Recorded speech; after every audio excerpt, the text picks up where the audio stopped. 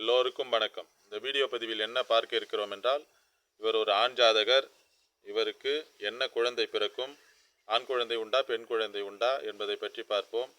இவர்களுடைய ஜாதகத்தில் என்ன கிரக நிலை இருந்தால் இவருக்கு என்னென்ன குழந்தைகள் பிறக்கும் என்பதை பற்றி பார்ப்போம். இவருக்கு இரண்டுமே ஆண் குழந்தை தான் பிறந்துள்ளது. அவருடைய ஜாதகத்தில் அது எப்படி இருந்தால் அந்த குழந்தை அமைப்பு இருக்கும் என்பதை பற்றி இந்த வீடியோ பதிவில் பார்ப்போம். இவர் 14/10/1964 ஆண்டு பிறந்துள்ளார். இவர் மாலை இரவு 8:05க்கு பிறந்துள்ளார். கடலூரில் பிறந்துள்ளார். இவர் ஆண் ஜாதகர். இவருடைய நட்சத்திரம் உத்திராட நட்சத்திரம் 4ஆம் பாதமாகும். இவர் ரிஷப லக்னம். லக்னத்திலே குரு, 2இல் ராகு, 3இல் செவ்வாய், 4இல் சுக்கிரன், 5இல் சூரியன் புதன், 8இல் கேது, 9இல் சந்திரன், 10இல் சனி. இவர் பிறக்கும்போது சூரிய தசையில் 11 மாதம் 25 நாட்கள் சூரிய தசையில் பிறந்துள்ளார். அதன் பிறகு சந்திர தசை ஒரு 10 ஆண்டு காலம், செவ்வாய் தசை ஒரு 7 ஆண்டு காலம், ராகு தசை ஒரு 18 ஆண்டு காலம், குரு தசை ஒரு 16 ஆண்டு காலம், சனி தசை 19 ஆண்டு காலம். 70 வயது 11 மாதம் 25 நாட்கள், 71 வயது வரைக்கும் அவருக்கு சனி தசை தான் நடந்து கொண்டிருக்கிறது. இவருக்கு வயது 61 வயது 9 மாதம் 6 நாட்கள் ஆகிறது. இப்பொழுது சனி தசையில் சுக்கிர புத்தி நடந்து கொண்டிருக்கிறது 30/9/2026 வரைக்கும். இவருக்கு இரண்டுமே ஆண் குழந்தை தான் பிறந்துள்ளது. முதல் குழந்தையும் ஆண் குழந்தை, இரண்டாவது குழந்தையும் ஆண் குழந்தை.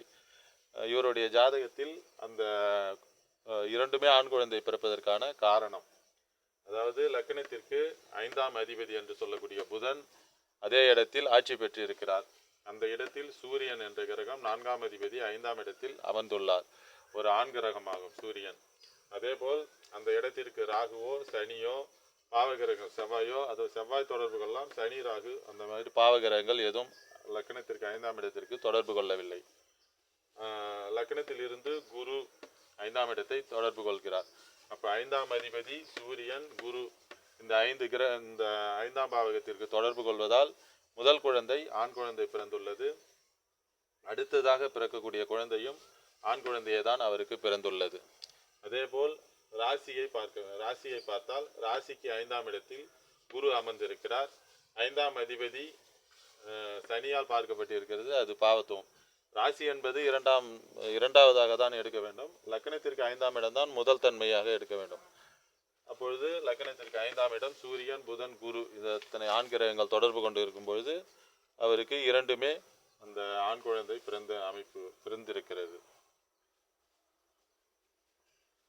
இதேபோல் அவருடைய ஜாதகத்தில் அந்த குழந்தை பிறக்கிறத பற்றி ஆண் கிரகம் செவ்வாய் குரு சூரியன் இவர்கள் தொடர்பு கொண்டால் அந்த ஆண் குழந்தை அந்த 5ஆம் பாவகாதிபதி எந்த விதமான பாவத்துவம் அடையாமல் நன்றாக நிலையில் இருந்தால் அவருக்கு அந்த ஆண் குழந்தை பிறக்கக்கூடிய அமைப்பு சாத்தியம் உண்டு. இரண்டுமே அந்த ஆண் குழந்தை பிறந்துள்ளது. மற்றொரு வீடியோ பதிவில் வேறொரு தகவலுடன் பார்ப்போம். எல்லோருக்கும் வணக்கம்.